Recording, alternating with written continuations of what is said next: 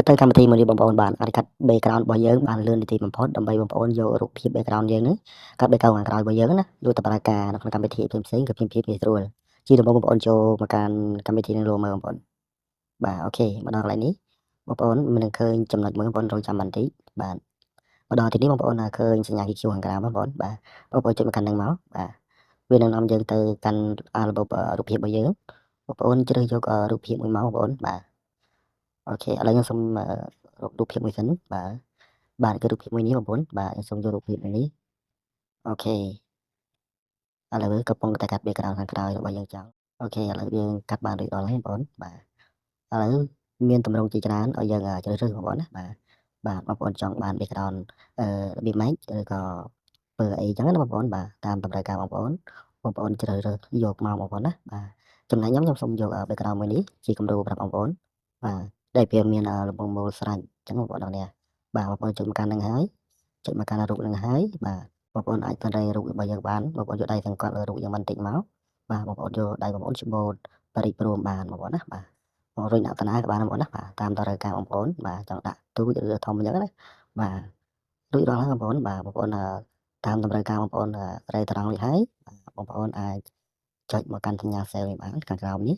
គឺរួចហើយបងប្អូនចុចលើសញ្ញាខៀវៗនេះបងប្អូនបាទគិតមកបាទបងប្អូនរងចាំបន្តិចបាទរួចហើយបងប្អូនចុច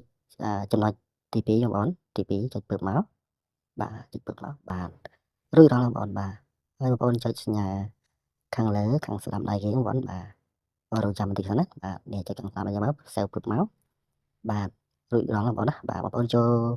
ឥឡូវខ្ញុំសូមបិទខ្ញុំចូលទៅឆែកទៅកន្លែងរូបរបស់យើងបាទពួកយើងបាន save ចូលទៅកន្លែងរូបភាពរបស់យើងណាបាទកន្លែង stop រូបភាពរបស់យើងណាបងប្អូនចូលមកឆែកមកបាទចូលមកឆែកពើមក